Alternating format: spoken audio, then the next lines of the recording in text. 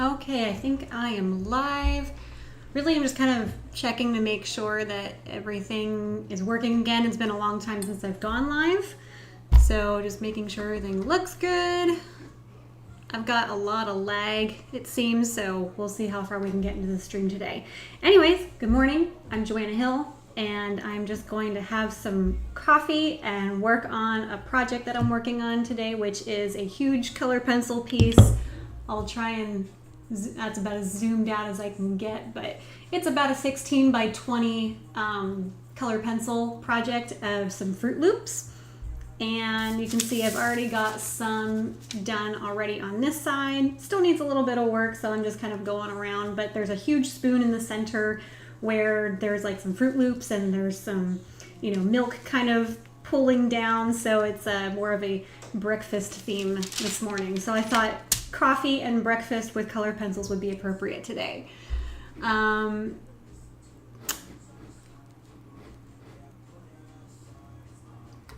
For those of you who use OBS for their streaming services, I don't know why, but it doesn't seem to be working.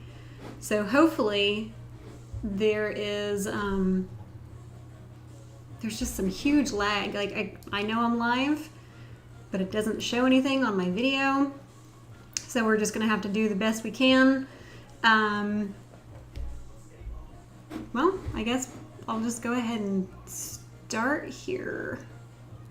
Just give me a minute.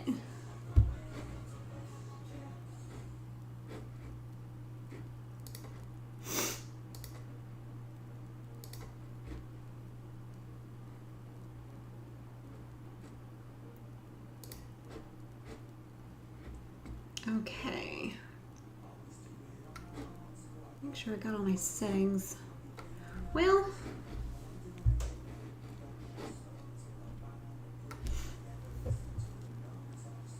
it's really kind of creeping me out because I think my camera, my webcam isn't working and it just shows an empty chair even though I'm sitting in it. Okay, so this is live. But my webcam is not. Let me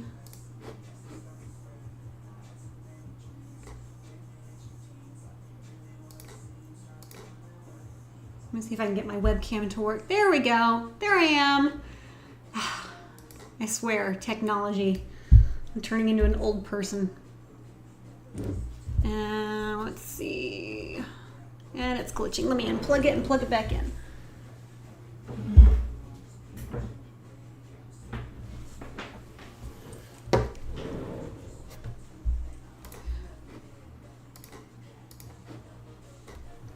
Technical difficulties this morning.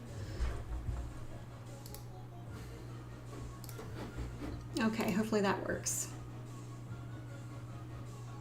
All right, so I need to get a new webcam. My webcam has been, it was given to me by a friend and it's worked for a long time and now it's just kind of not working.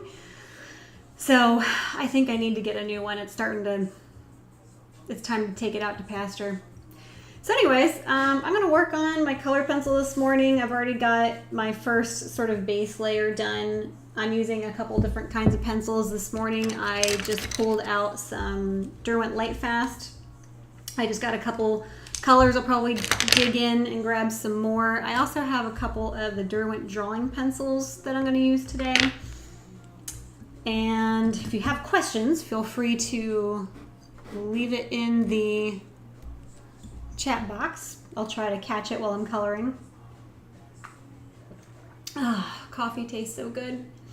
What do I have in my coffee this morning? So I take my coffee with heavy whipping cream and a little bit of electrolytes in it. I like to have that little bit of salt to kind of take some of the bitterness off, and I get my electrolytes in, or at least a little bit. Sometimes I put butter in it. Sometimes, well, I don't really like drinking it black. I think black coffee is just disgusting. I've tried so many different kinds of coffee. I just can't seem to drink it black. I don't know, can't do it. I'm going to turn down my background music. I don't know if it's too loud on y'all's end.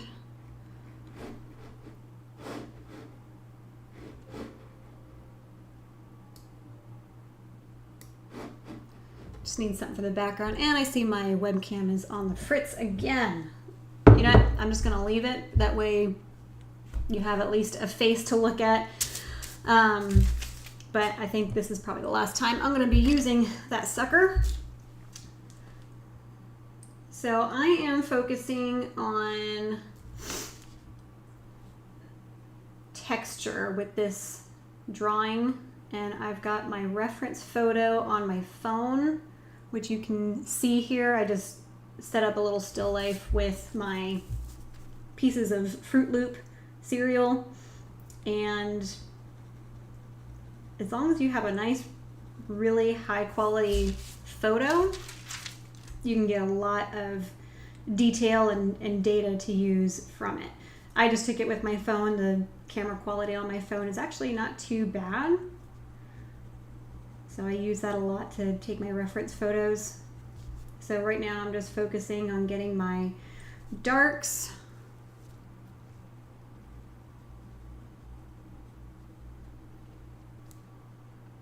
Oh my gosh, that webcam is just absolutely awful.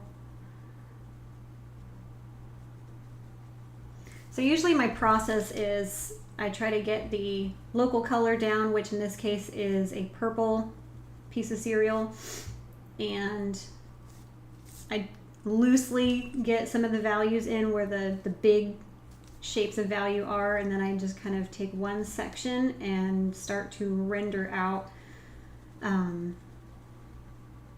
the next largest section of value. So this is a real dark section you can see right here. That's what I'm going to start working on. And I'm just slowly working my color down the value scale. I don't want to go really far in. I don't want to go too dark too quick. And I want to layer some different colors too. I don't want to just use like, you know, straight black or something like that.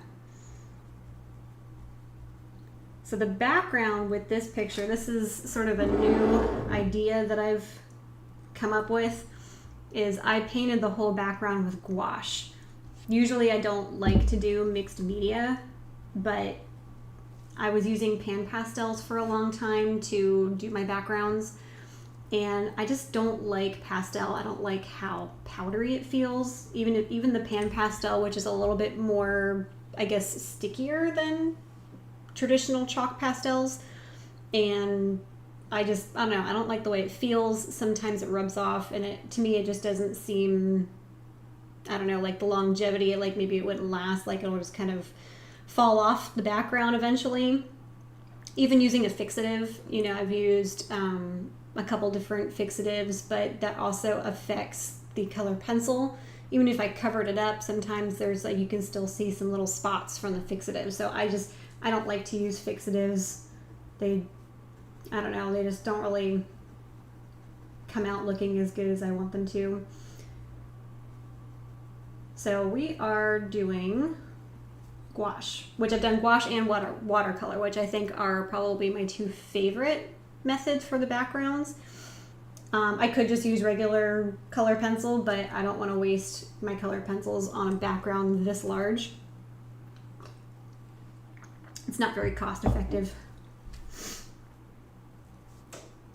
All right, moving on.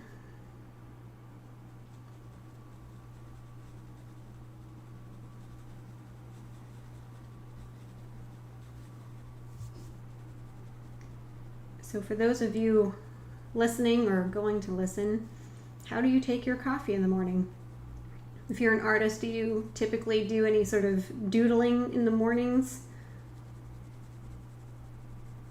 I always say that I want to do like doodles while I'm drinking my morning coffee, like do a quick sketch in the morning, and I have in the past, but I find that I typically don't do that on a regular basis. I probably should, just to get that practice in, but the things that we ought to do and don't.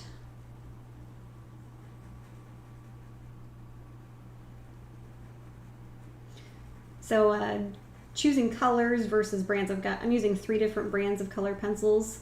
I've got my Derwent Lightfast, which I'm using right now, and then I also have Caran d'Ache Luminance pencils and Faber-Castell Polychromos.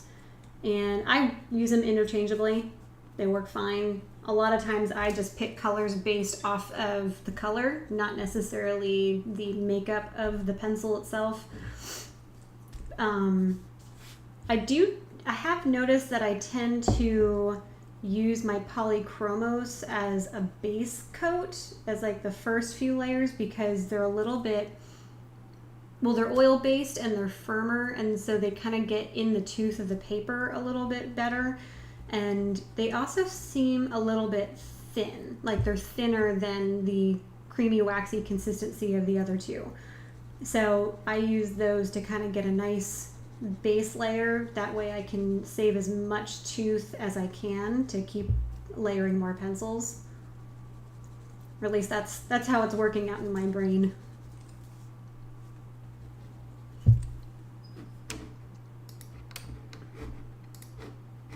I apologize for the camera. It is just so bad. Hopefully it's not too annoying.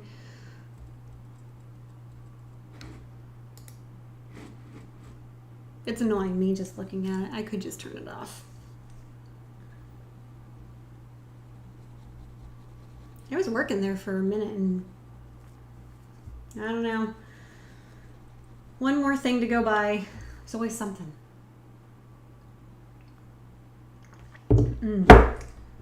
So I have a very fun day planned ahead of me today. I'm going to color here for probably about an hour, and then I'm going to get off of here, and I'm having a play date with two of my friends. We are going to go down to Jacksonville today. I live in southern Georgia, and we're going to go to Jerry's Artorama. So if you are unfamiliar with what that is, it's a fine art store, and they have a wholesale store in Jacksonville today, or not today, but in Jacksonville. So that's where I do like it's like a $25 membership for a year, and you can get their club prices essentially. And they don't carry everything that they typically have on their website, but they have quite a lot of the products that I use. Unfortunately, they don't have the color pencils open stock, but you know, I'll just have to order those offline somewhere. But I get like my paint from there, a lot of painting supplies, canvases, brushes, you know, paper, things like that. A lot of the stuff that I reuse a lot, they have it for a lot cheaper. So if you have a wholesaler, a Jerry's Artorama wholesale near you, and you typically shop for a lot of good art supplies, like artist grade art supplies, you might be able to find what you usually use there. And it's definitely worth signing up for a year to get the cheaper prices. So anyways, we're going to go up there. We're going to probably just pal around town, get some lunch, have a girls' day. I'm super excited. I kind of need a fun day. I have been feeling like I've been running around like a chicken with my head cut off. I have been so busy the last few weeks, which is good. You know, I teach private art lessons and do a couple workshops here and there, and we've got Sip and Paint coming up this weekend, so there's just a lot of prep, and then I try to get my own projects done. I've got an art show coming up in June and October, which I'm trying to get more pieces done. I've got about 20 pieces of art, but a lot of it, you know, I've done over the last like 2 to 3 years, so it's not exactly recent, you know. It's, you know, stuff people haven't seen, but I was hoping to get at least 5 pieces to put in the show from this year.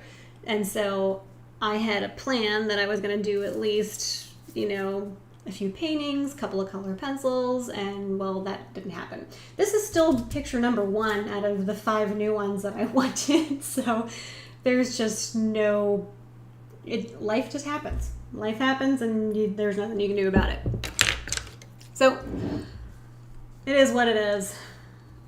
The life of an artist, and you know, it is what it is. I don't know how some of these people, like, you know, they can get a full body of work done in a year to go show. I think I'm just slow. I'm just a slow poke. I'm just a slow artist. I don't know. Maybe I'm just lazy. So that's what's coming up in June, and I'm hoping to at least get this one done. I've got a painting started that is not going to be done in time because it's oil, or it's alkyd oil, so it'll dry faster, but it's still going to take a long time to get dry enough to where I can put the varnish on and then wait for the varnish to dry, and also the process of actually painting it.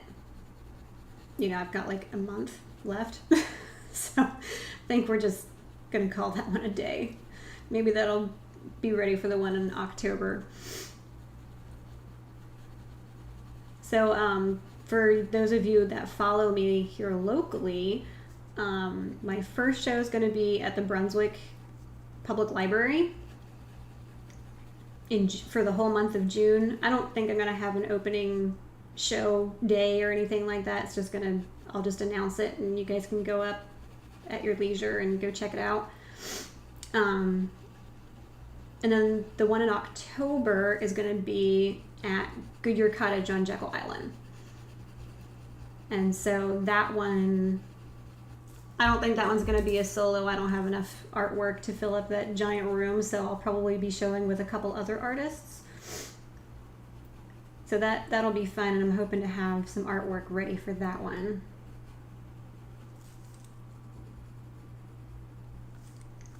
So I don't know if you can, let me zoom in a little bit. Pull my camera a little bit closer so you can see what I'm doing.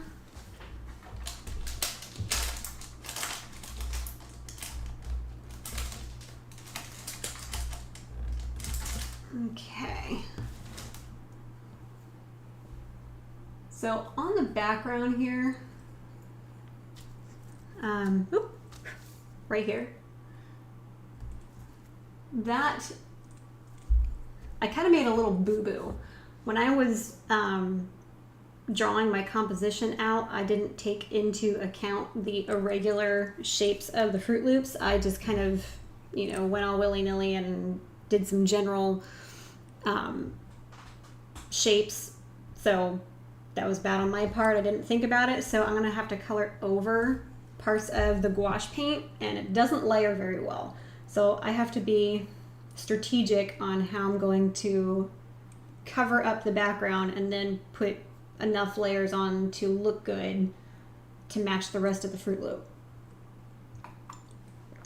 So I'm going to go and use my Derwent Chinese white to cover as much. This is probably my most opaque pencil that I have.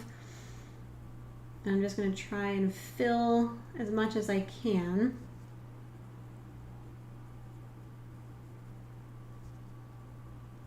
Now I could go use the brush and pencil touch-up texture, but honestly, I have a hard time coloring over that stuff. It doesn't, I don't know, it just doesn't feel right. I can't seem to get any layers on top of it. And now I'm going to go on top of that with some purple.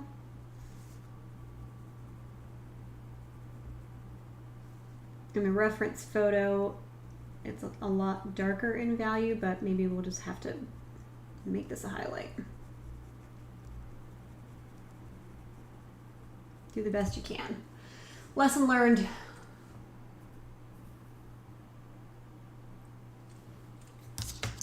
I'm going to try and reposition my camera a little bit better.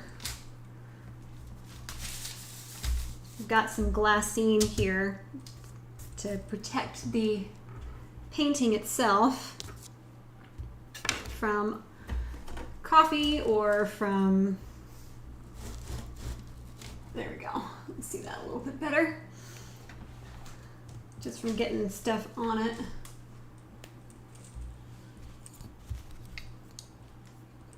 I'm going to turn my tunes back up a little more.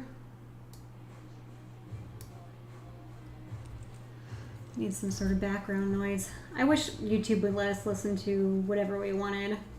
So I'm just kind of finding some royalty-free music on YouTube to listen to.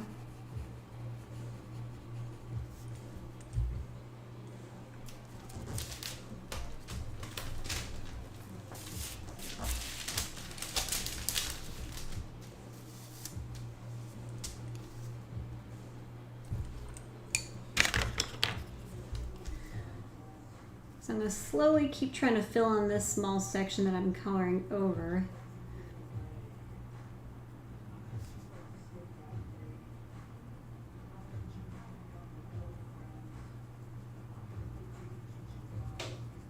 I'm trying to keep my values light so I can get my highlights in later.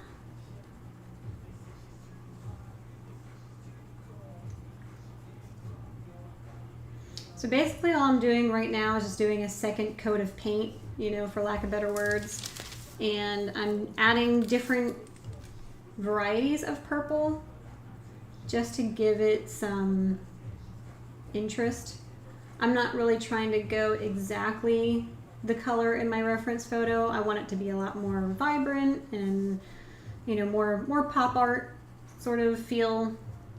Maybe not the style of pop art, but I want more color, more vibrant color.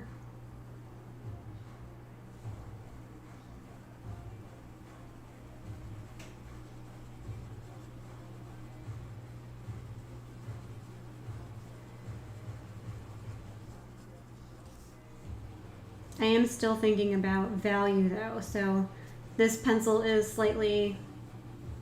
appears slightly darker than the sort of that berry color that I was using earlier.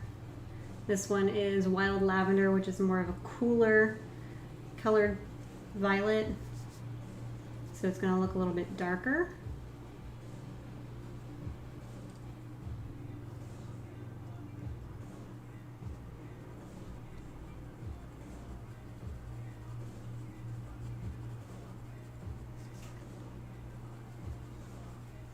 All right, let's start going even darker. Let's use, what color is this? Oh. I have Nightshade out, which is like a really, really deep purple.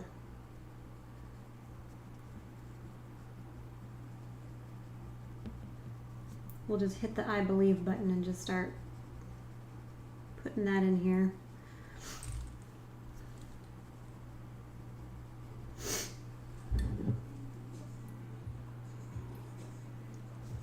Oh, I forgot to mention the paper I'm using is Pastel Matte. This is the white Pastel Matte. I buy it in the big sheets and I just cut it down to size. I need to try the colored ones. I haven't tried any of the colored papers that they offer. I really want to, but I know that's going to change the colors of my color pencil because it's basically an underpainting or an undercoat, you know, it's going to affect how the colors look on top of it, which isn't a bad thing. I just haven't done it, so fear of trying something new, I guess, and having it not turn out. I need to get over that. That is such an important thing to learn, is, you know, not letting the fear of art or the blank page stop you. Let me turn my brightness down a little bit.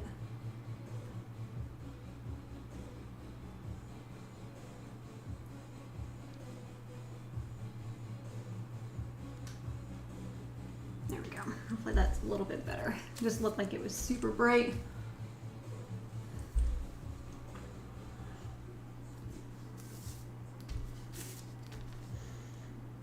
Alright, so now I'm getting these big chunks of real dark shadows in here. I do want more drama, more dramatic shadows, especially with all these little crunchy bits and holes of the cereal. I think that's what really sort of attracted me to wanting to do this, is I just love all those irregular shapes and trying to capture all this texture. So much fun. I like the challenge. I like the challenge of trying to match the texture.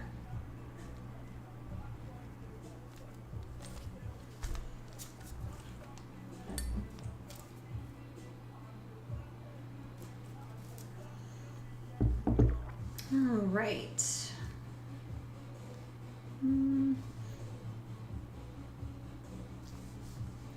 Just add in a few little holes here and there.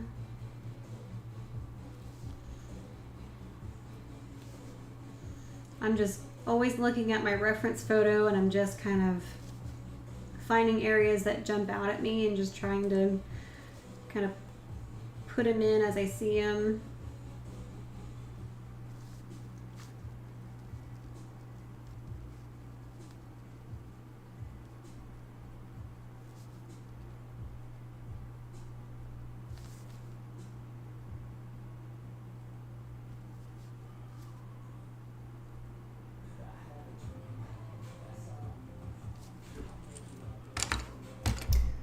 Let's see. This needs a little bit of red. This is a deep rose.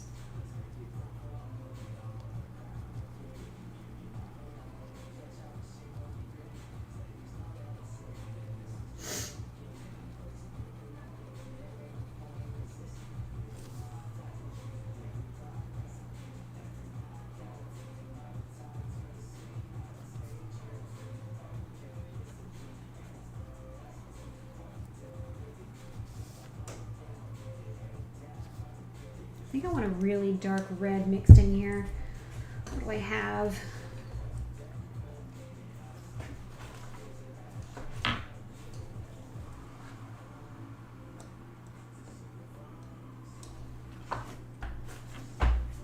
The nice thing about having different brands of pencils is you've got lots of color options.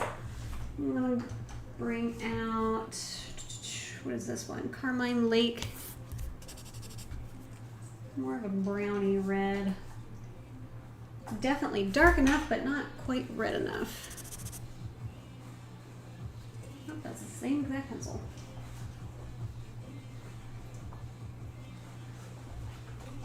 Well, let's, we can mix, because I don't think I have a really dark red, so I'm going to mix a little bit of, this one is Perline Brown, which has a lot of red in it. And then I'll just overlap this one, which is Carmine Lake.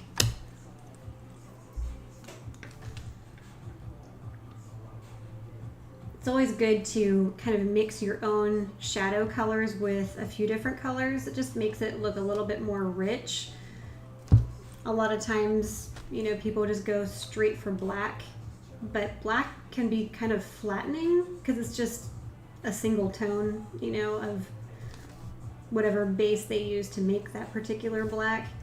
But mixing other colors and kind of experimenting, the human eye will pick up those subtle variations in black, or when you mix your own black, and it just looks better, makes it look a little bit more rich, more natural, which is what we want.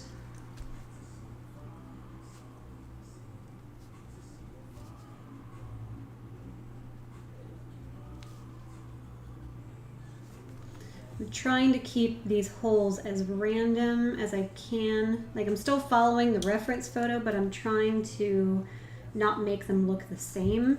I think, I don't know what it is, but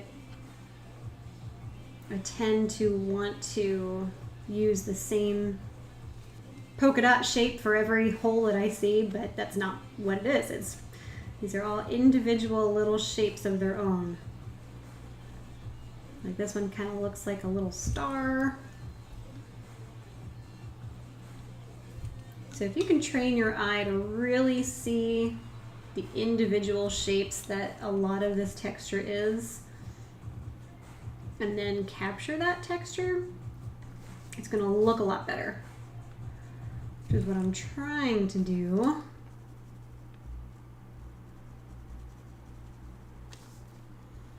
I try to find groupings.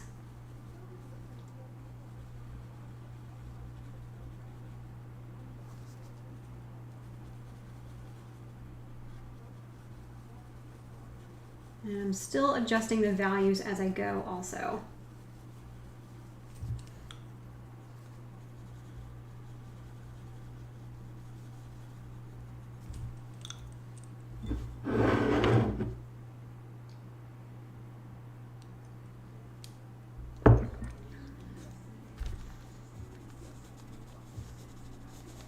And I also try to look for patterns.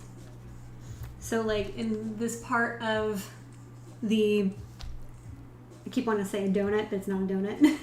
But this part of the Froot Loop in the reference photo has sort of this movement pattern, you know, going from, you know, this side to that side, or at least that's what it looks like. So I'm trying to just add in a little bit of some little dash marks to kind of mimic that movement. And that will help create or start to create that pattern. You just take it one little step at a time.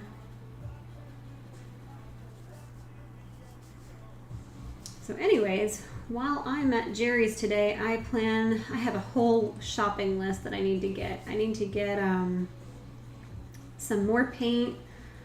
I need to get some paint for some of my students. I need to pick up some brushes. I don't even know what's on my list now that I think about it. Something. I need to get something down there. I've got a laundry list of things, and every time I go down there, I don't think I spend less than $100 every single time. I'm keeping that place in business.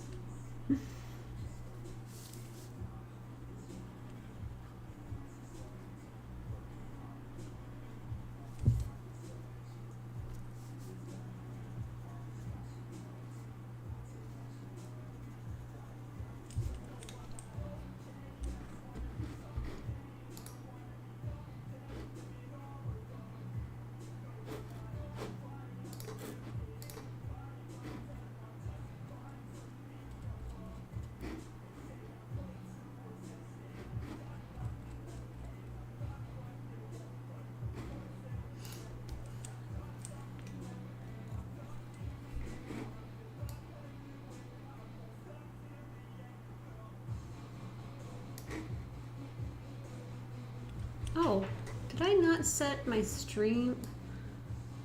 I'm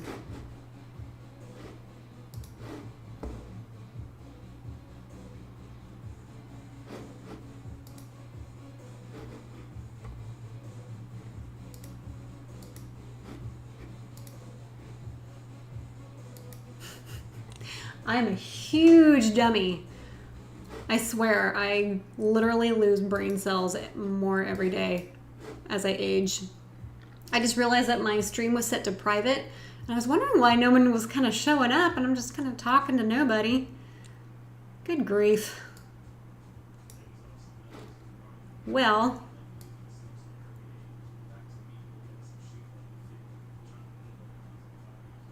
all right, well, maybe now we'll get some random people coming in.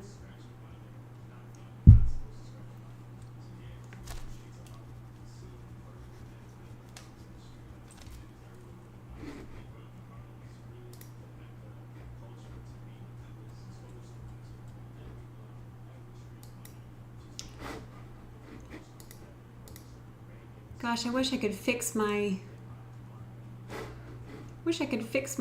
camera.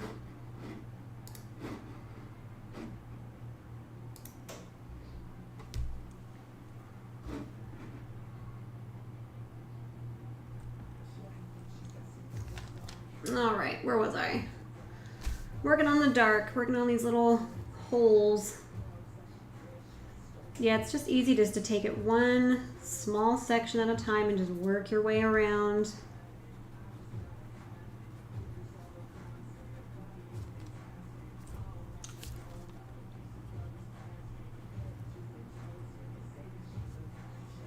as soon as I'm kind of done here, I'll be blending this out with odorless mineral spirits again. And I won't be using as much because I don't want to get rid of a lot of this texture that I just worked so hard to put in.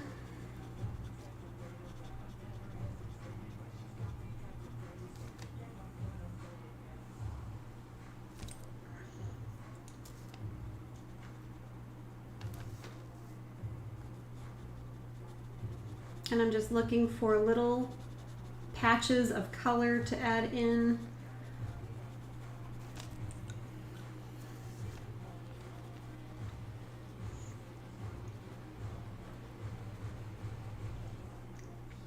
Just overlapping colors.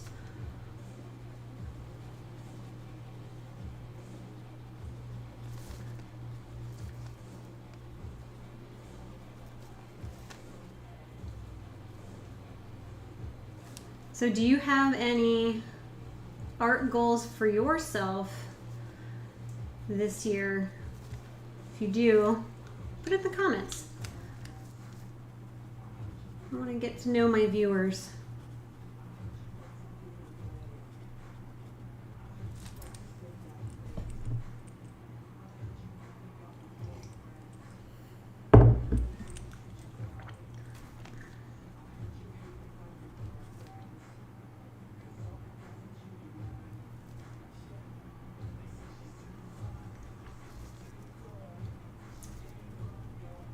So a good recipe for doing texture, and this is sort of what mental notes that I have in my head, that I try to keep the same process every time I do color pencil, because it just helps for me to build, and that helps to get a little bit faster. You know, if you have a process that you can remember that works, you know, you'll be able to implement that process a lot quicker, and you can sort of get a little bit more speedy as you work. So what I always do, my process is to color in my local color of the object I'm working on. In this case, it was the purple.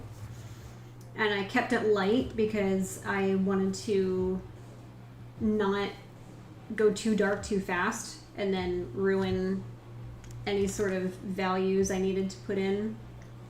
So I am thinking about value placement first, even though I'm still just doing a base coat of one color. But then once you get the whole thing colored in loosely, so if you look at the green one down here, I used one color, but I made some areas more saturated than others just to get a variety of value to mark out where my darks and my lights are going to live.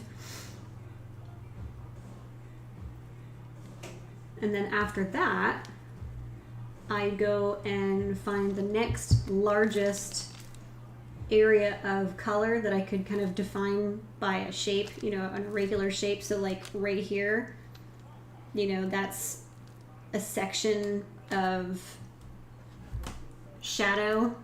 If you look at the reference photo, you know, you can outline this whole shadow. Like that could be one section. And then if you work even smaller into that section, you know, you can make out some of these other shapes, these big sort of potholes. So I just try to find the biggest shape, and then within that shape find the next biggest shapes to work on, and then within those find the biggest shapes within those to work on, whether those are shadow sections or highlight sections. I try to break it down that way.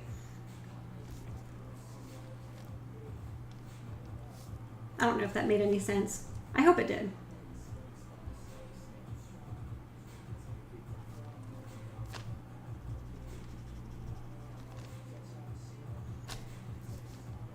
And then you just try not to go cross-eyed in the process.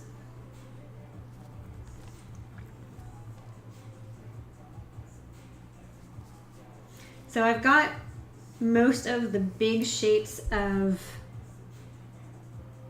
the areas where it's cracked and you know, like there's holes. I think I've got most of the main ones that my eye is kind of jumping out to.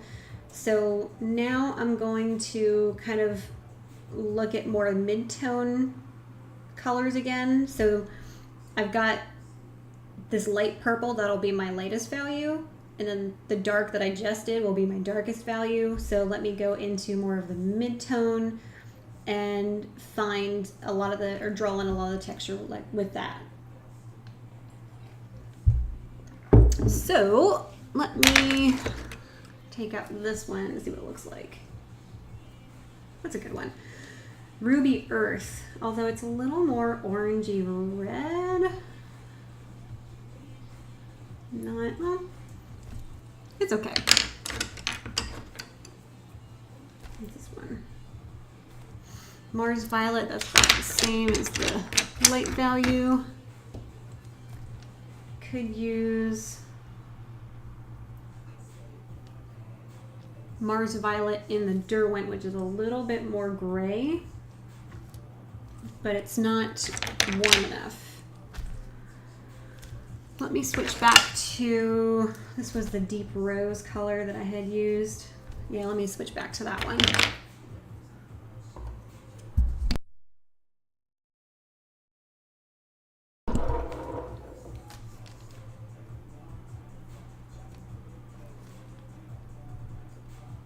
So this one, the texture is much smaller, even in the mid-tone colored sections. So I'm using more of like a squiggle.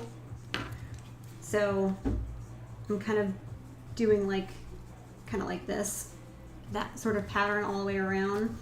You know, maybe throwing in a couple little polka dots here and there, or even throwing in some gradients just to kind of adjust the value of that section. But when you kind of sandwich these together, you know, with the other layers, it creates sort of this bready-like texture. And you can just adjust how tight your little squiggles are going to be or how far apart. So if you remember from art class what stippling is, or cross-hatching, you know, stippling, I guess, will be a little bit closer. The tighter you have little tiny dots closer and closer together, the darker that thing appears, whatever it is that you're shading. And then as you get farther, those dots farther and farther apart, it lets the paper, the white of the paper, sort of dominate that section so it looks lighter in value.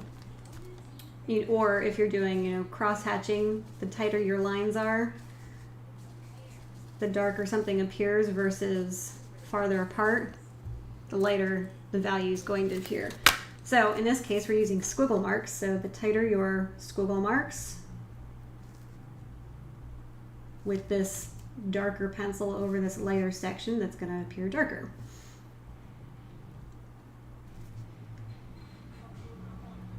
So over here, the texture is a little bit more blurry, so I'm just going to make this into sort of a gradient section where I just have sort of an even application just to darken the section.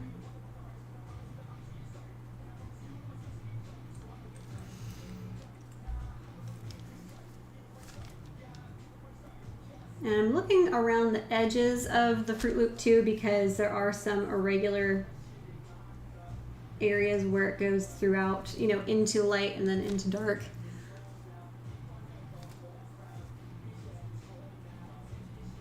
Edges are very important. You do want to pay special attention because that's what makes something look three-dimensional also.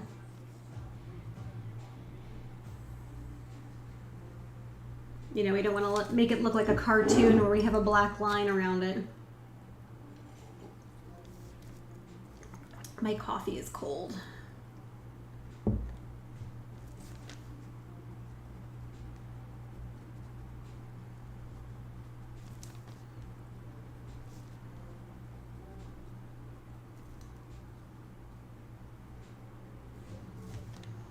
And you also want to look for sharp edges versus not sharp edges.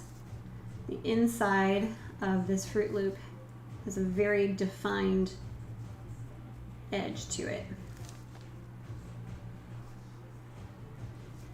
At least in parts.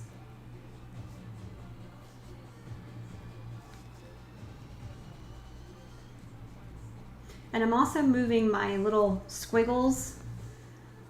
You know, I'm looking for that movement of the pattern like I had mentioned earlier. You know, how this one's kind of going around. You know, some of the pattern is following the contour of the shape of the Froot Loop itself. So many different parts you have to think about when doing realism. And it just takes practice. I definitely it didn't click for me for many years, but I just kept trying, and I think what really helped me was learning about lighting and just taking it back to understanding forms and just observing what it is I'm trying to color. And, you know, thinking about how value works, how color theory works, and just getting a really good understanding of all those things. They all come together to help you make something look realistic. So you just have to keep being a student and keep teaching yourself over and over and over again the fundamentals of art, which is just so important when trying to, you know, make art. This week I am getting a little bit out of my element. I've got a new student that wants to learn some abstract, some minimalistic abstract. I am not an abstract artist, and I'm hoping we can accomplish what she is trying to learn. I don't know if, you know, we'll call it non-objective. It's not abstract, it's non-objective artwork.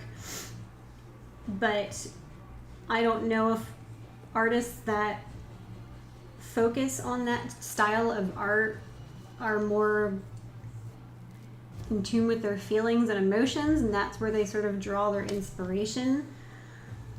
Or, you know, are they focused on color harmonies or particular color palettes? You know, I would think that you would still need a good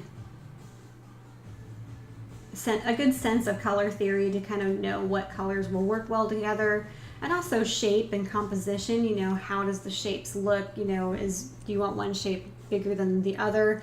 But as far as like, I can figure that out as far as composition, color theory, and kind of make a piece of artwork based off of some of those elements. But as far as like getting in touch with my feelings and putting emotion into my artwork, no.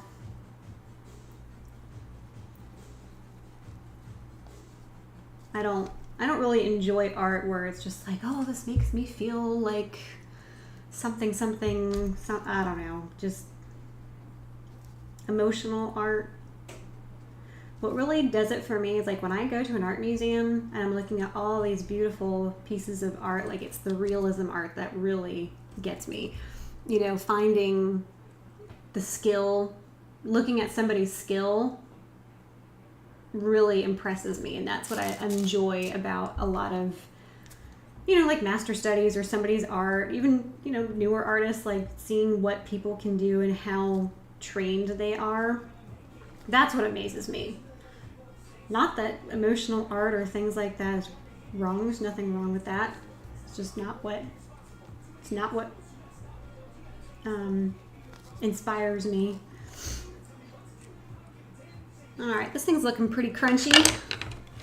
I am going to go back to that ruby earth because now that I've got some of those mid-tone berry violet red colors, I am now seeing a little bit more of sort of a rusty red here and there.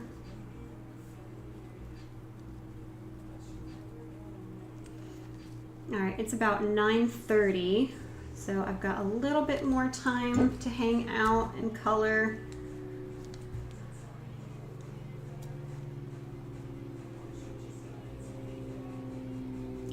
think we can go ahead and soften some of this out. So what I'm going to do is I'm going to blend this with my odorless mineral spirits.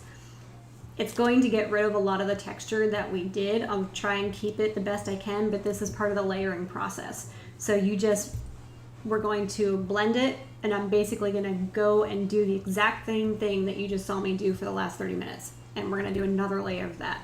So we're just building on top of layers. And with colored pencil, you can see through those layers like stained glass if you just stacked stained glass on top of each other. So you're really not getting rid of the work or covering over the work, you're enhancing it. Every time you blend or soften or layer, you're just enhancing the previous layers by doing the same thing or adding more color, more texture, more different variations of value, yada yada yada. So let me get I need a brush. Let's see. Let me find my brushes.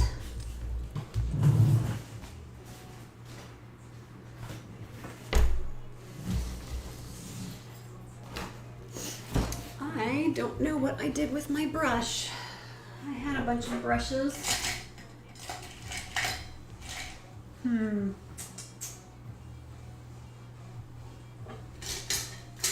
If I were a brush, where would I be? Okay, what did I do with my short brushes? I had a class last week. I put them away.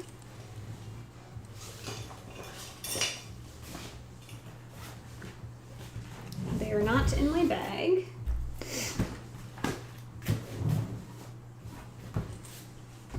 I put them in my pencil cases. Nope.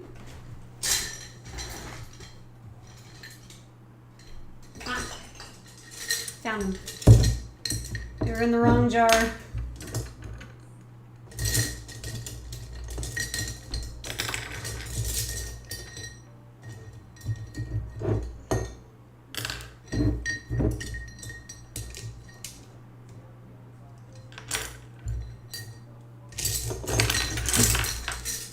Okay, so I've got a couple different ones. I've got, I use the synthetic hog hair bristle brushes, and I also have a golden Taklon bristle brush too. I got two of those, one little tiny one.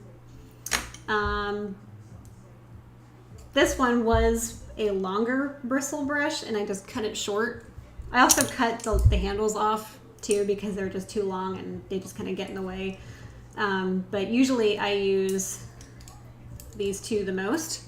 This one's just a little filbert, it's a size 4, and this one was a round brush, size 2. And then I'm actually kind of debating about cutting this one off too because it's a little skinnier than the round brush. And this one's a size 1 script liner. However you need to destroy your art supplies to do what you need them to do, that's what you should do. Okay. I'm going to go in with my big one here. And for those of you that might be new to pencil, I just dip my brush and I blot it. I also want to make sure it's clean. So this one had yellow on it from the last project that I was working on. So I want to make sure I can kind of get as much off as I can. I don't want to add any colors that I don't want. But I just dip, blot. I don't want a lot of mineral spirits on there. I want just enough to sort of soften and just pick an area to start in. So you could do, your shadows, and then we'll start there. There's not really any right or wrong, but you want to keep your values in the spot where they belong, where you put them. And usually with the first layer, you don't really have to be too concerned with what direction your brush strokes are going, but because we are now dealing with texture in a particular direction, I want to soften and blend in the direction that the texture is going in. So this was a very linear, so I am brushing in a linear manner, following the line of movement in that section. Now the other areas where it's going in a different direction, just gonna do your best and be careful not to drag too much dark pigment around to areas that need to stay light. And also I put too much on my brush, which is very easy to do. If it feels like it's pulling, or if you can see a significant, reflection, like it's wet, that's way too much.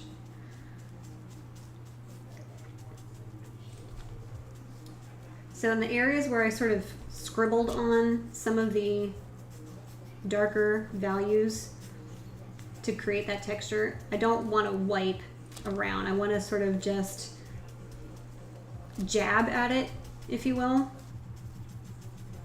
And I want to be careful as I move into the areas of highlight, because I don't want those to go any darker either. So best way to get around that is just to clean your brush when you've been working on a shadow section and just start blending in the highlight areas only. And just try and stay away from the dark areas.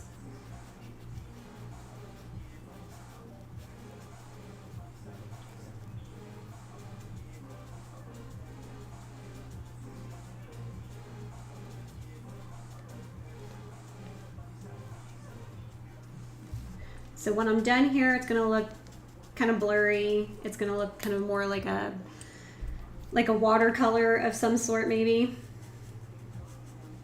And then I'm gonna let it dry before I basically do the same process. The nice thing about working on this pastel mat is that it allows you to do this process many times before the paper fills up with too much color pencil. And it allows you to layer on a lot of different variations of color and value so you can get that depth.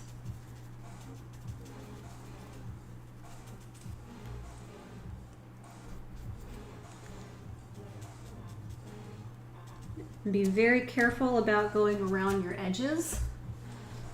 You don't want to go outside the lines. I could probably switch to a smaller brush, which would give me more control.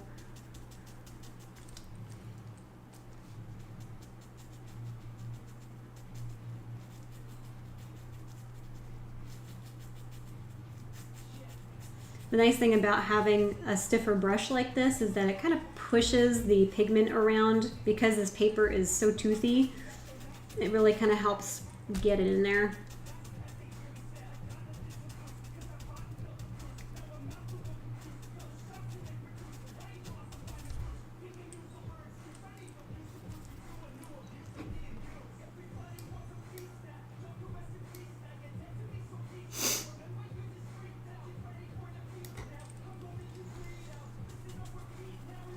You just take it slow, one step at a time.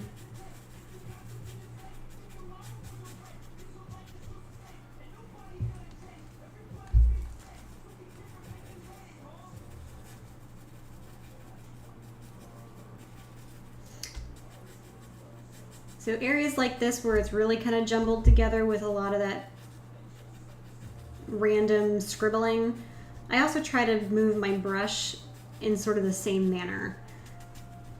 I kind of go from like jabbing to kind of scribbling.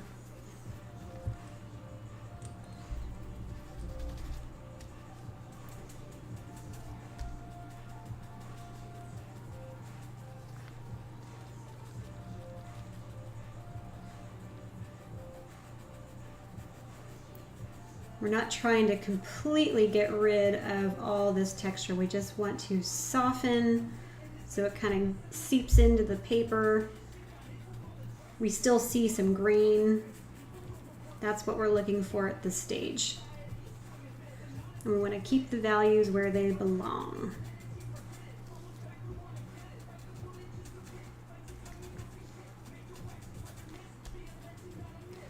This is one of the reasons that color pencil just takes absolutely forever.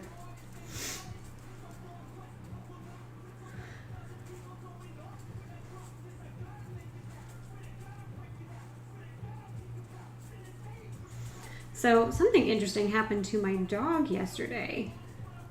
She woke up and she was like super dizzy. She's got that sort of head tilt, and she started walking like a little drunk person. And we kind of looked it up, and basically it's sort of a doggy vertigo, which could be caused by several different things. She is a 14-year-old lab, and she's a little bit better this morning.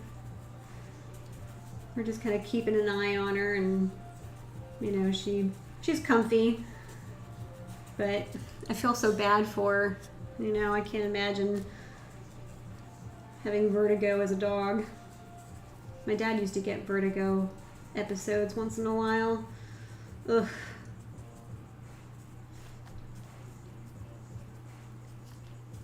See how strong that purple is? That was the Nightshade from the Derwent coloring set. That Nightshade is so pigmented. Very, very strong. And I didn't put a whole lot. I put a decent amount down, but yeah, it's really overpowering.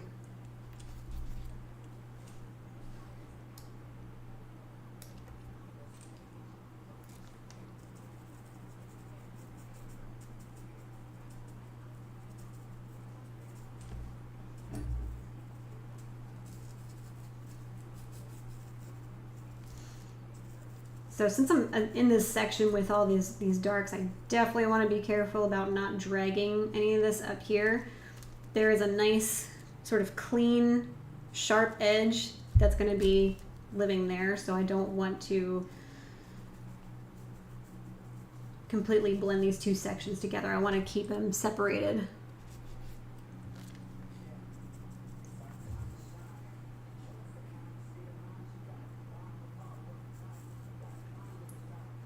Here's one of those sections where I'm going over top of that gouache. Kind of want to baby it just a little bit. Once there's enough layers on those sections, and you can kind of, you know, blend it, it sort of turns into more of a paint-like consistency, and it covers the background a little bit nicer.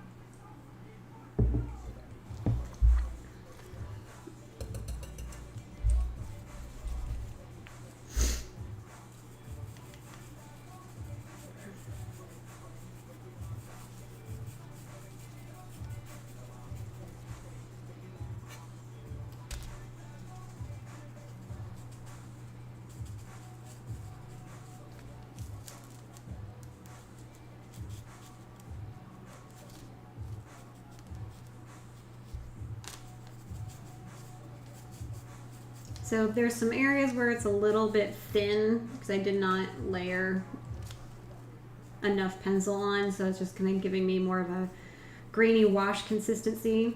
It's totally fine. I just need to make a few more passes with the color that belongs there.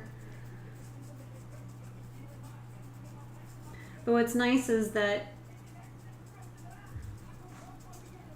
it starts to kind of look cloudy, and a lot of those little patches of color that kind of pools and blends, you know, you can use that to start making even more texture, you know, enhancing all those little tiny areas.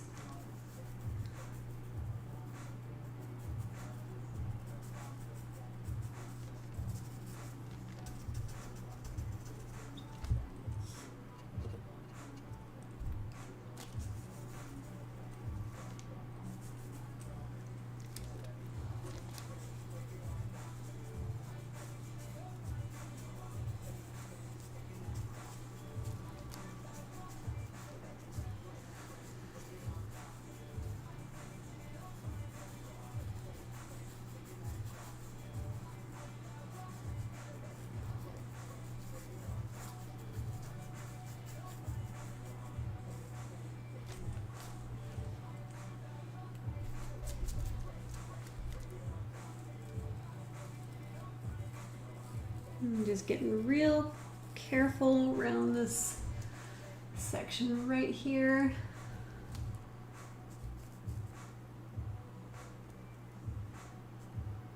Just take it nice and slow.